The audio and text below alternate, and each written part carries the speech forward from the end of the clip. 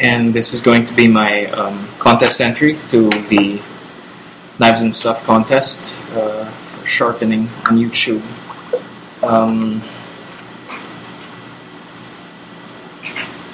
I'll be sharpening this knife. It's a self-modified Valiant Parang Bandol. If you have any questions about the knife itself, I'll answer them in the comments. This is differentially heat-treated spring steel blade with a convex edge. This is not an uncommon type of blade for the region where I live, Southeast Asia. Of course, this is not an EDC pocket knife. However, I do use it nearly every day. I use it for opening coconuts, for chopping and splitting wood, for a bit of yard clearing occasionally, or anything that needs an edge. So I use it here at home for yard work. When I go outdoors, I keep it in my backpack, and it stays in the car wherever I go. So it's not an EDC in the sense that I have it with me on my person all the time, but it's always nearby, and I do use it very frequently. So for sharpening, I'll be showing you two methods that I use.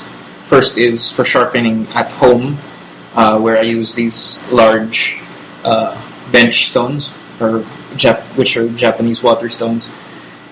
Second is my method of field sharpening.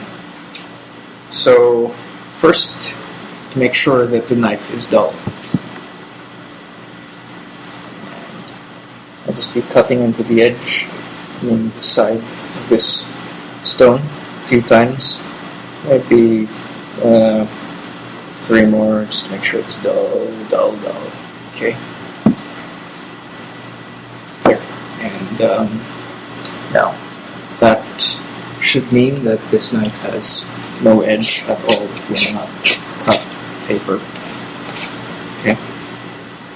Excuse me, I'll go get some more paper.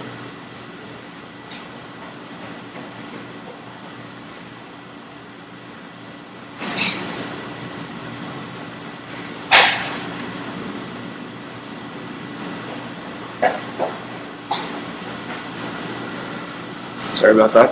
It's unprepared. Okay, again, to show you that this is completely dull. Will not cut anything.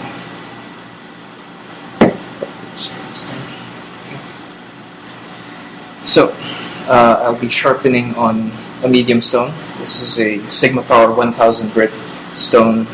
That's JIS grit rating system. So it's around 12 to 15 microns, if I'm not mistaken. Well, I always start sharpening on the right side of the knife. First, of course, we find the edge angle, and I use long strokes from tip to heel to tip again. And I find that this method, using long strokes along the entire length of the edge, gives me a nice even grind. And we do this until we get the burr. You see these Japanese sharpening stones, they remove metal very quickly. It's a lot of black swarf already. Okay, still no burr. Man, that was dull. I never get my knife that dull, and I just use it for work. Anyway, there we go. Starting to get a burr around the middle of the blade. Need more attention around the blade. Still needs a little more attention around the tip area. Okay, that's done. And the heel. A little bit more.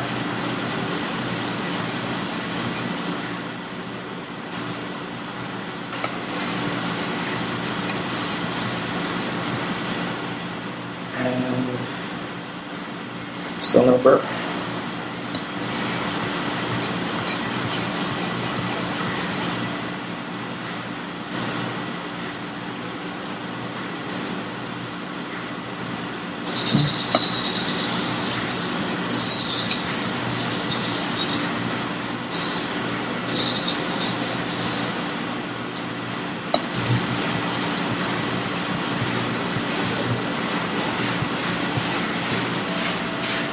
Okay, now that I have a burr throughout the entire edge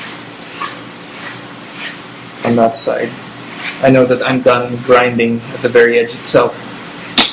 And what I do now is maintain the convex to keep the edge convex and to prevent any bevel shoulders from forming.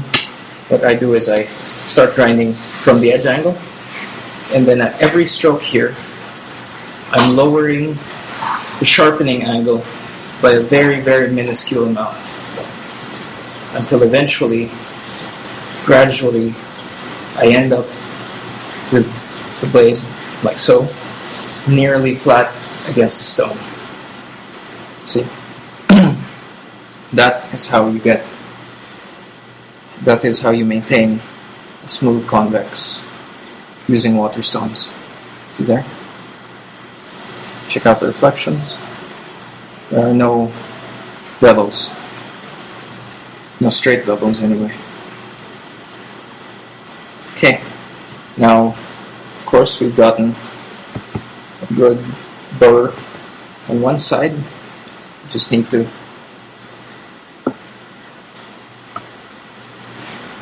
sharpen on the other side until we get the burr opposite of that too. Note that I have a very, very, very low sharpening angle on the left side. I find that these asymmetrical edges perform very well for me. I think I'll post in the video description exactly what benefits I find in my use from maintaining these asymmetrical edges. Okay, still need to.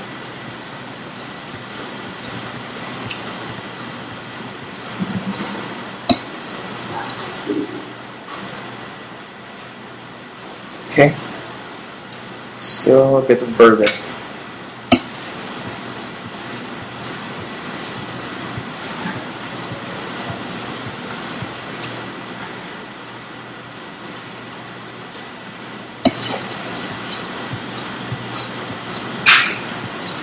Maintaining the same angle.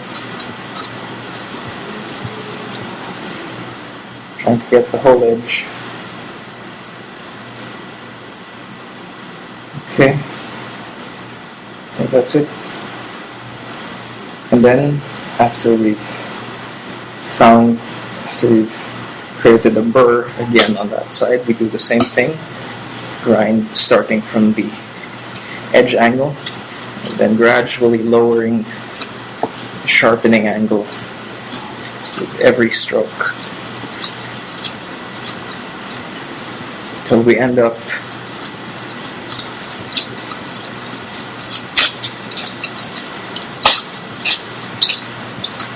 the blade almost flat to the stone. You'll see there, it's a nice convex.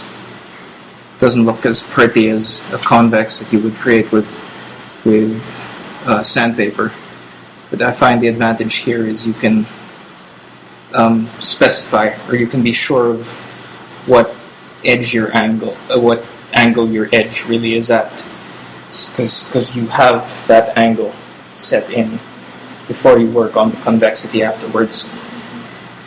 Anyway, that's the first step, grinding on the medium. And then I use a finer stone just to refine the burr. Just need to flip it a few times, a couple of strokes, using the final edge angle. Flip the burr one side, then the other. Flip it again.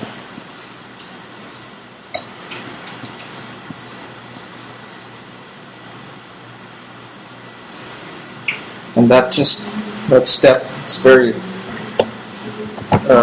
short, easy step to do, but it really makes it a lot easier to remove the burr on the leather strap afterwards. Because the burr coming off a medium stone is really can be monstrous at times. Next, this is my oversized leather strop, which I use at home. The strop abrasive that I always use is automotive polish. This one, Adams Metal Polish number 2. Works great. It's aluminum oxide at 0.3 microns graded. The raw abrasive used by the manufacturer is imported from France. I did ask 5, 6, 7, 8. I use what I've found works for me is a Fibonacci sequence of 8, then 5 on the other side, then 3, then 2, then 1, then 1. But, you find whatever magic number works for you. 3,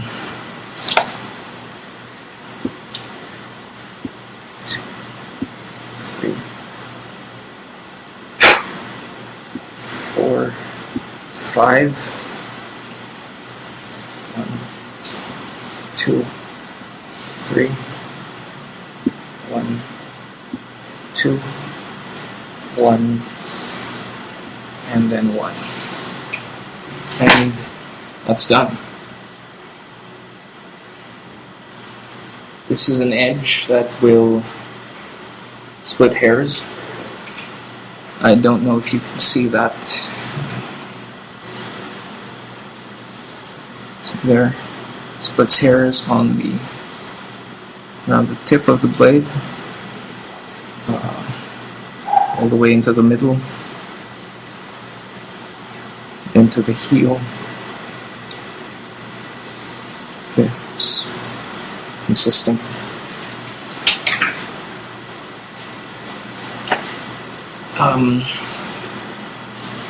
Of course, if it can do that, it'll shave arm hairs. My arm hairs are very fine. I don't know if they show up very well on this webcam. Yeah, it shaves very easily. Leg hairs would be easier to see. Let's try to show you right there. Got one of those hairs off.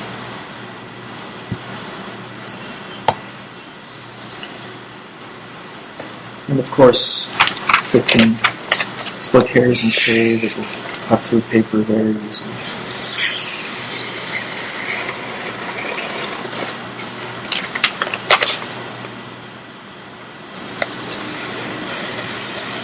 And this very slowly just to show the edge has no problems whatsoever.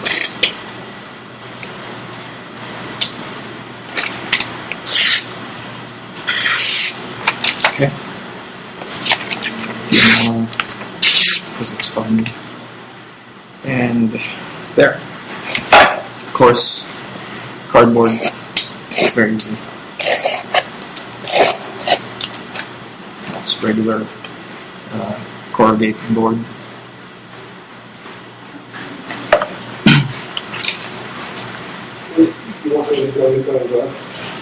Now I don't always have these large stones that are oversized strop with me all the time. So when I'm out, I have a different field sharpening. I'll distill this again to demonstrate that. 3, 4. Okay, should be sufficiently dull. Let's see. Okay. Will not cut anything. Cardboard.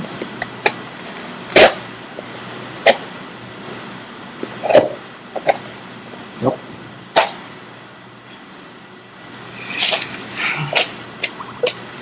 Nothing. So,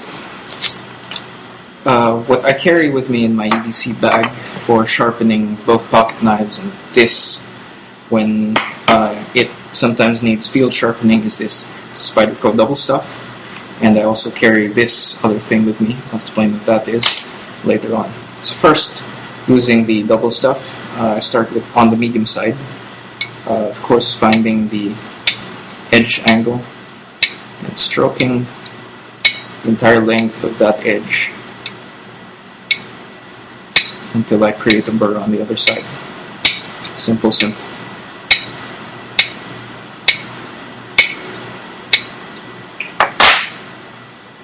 nothing yet. Man, that was dull. I never get it that dull when I'm just working. So let's hope this field sharpening method still works on that dull of an edge.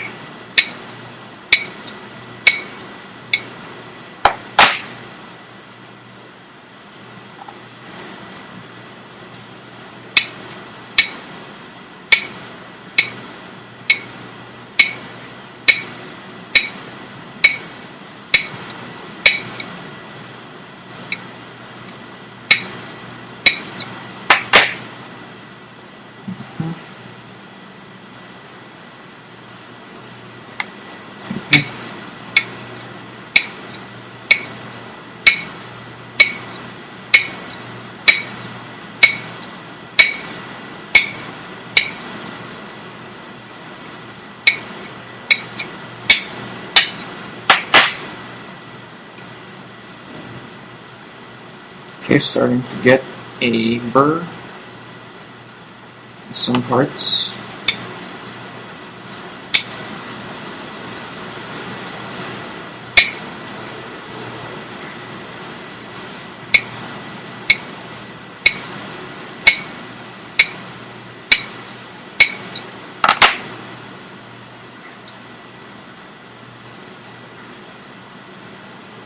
Nothing yet.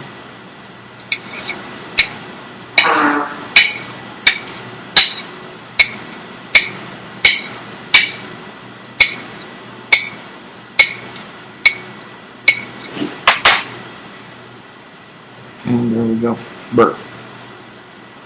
A bit more tension on this heel region.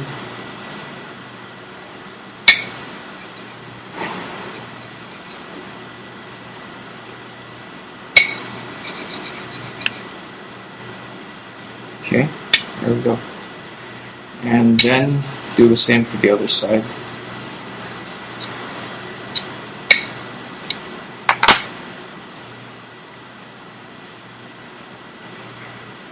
Until the burr is flipped. Okay.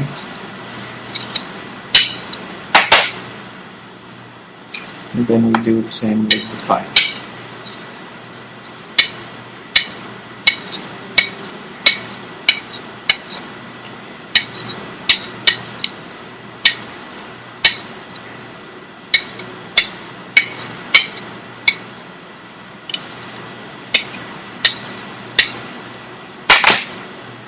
Okay.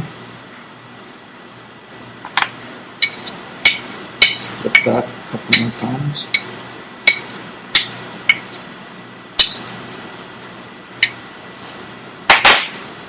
Okay. Now, this next step involves a wooden tongue depressor impregnated with the same automotive metal polish that I use on my oversized leather strop. And I use that, stroking on the edge, just about the same way that I do with the double stuff sharpener.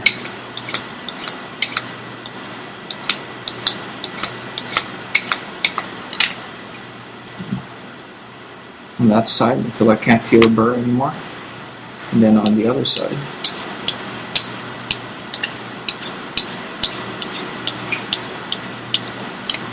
Until I can't feel a burr anymore. And then again. And there you have it. That is a functional edge. Not sure if it will split hairs.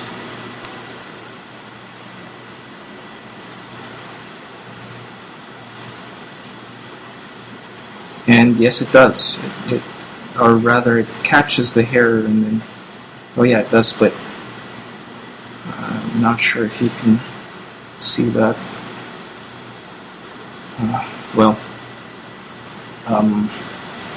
You just have to trust me that it splits hairs. Leg hairs, arm hairs, which don't show up on camera. Yep, very easily.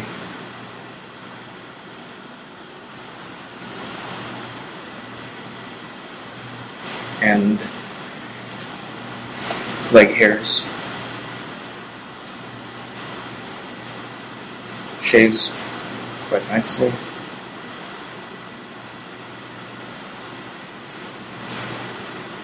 And of course, if it can do that, it can do sandpaper. It's a nice, smooth cut, heel to tip, no hiccups.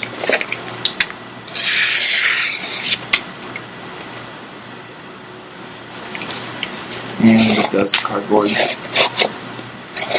no problem.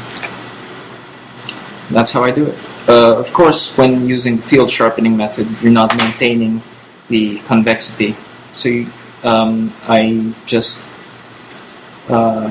you're actually creating just a micro bevel with this. So I just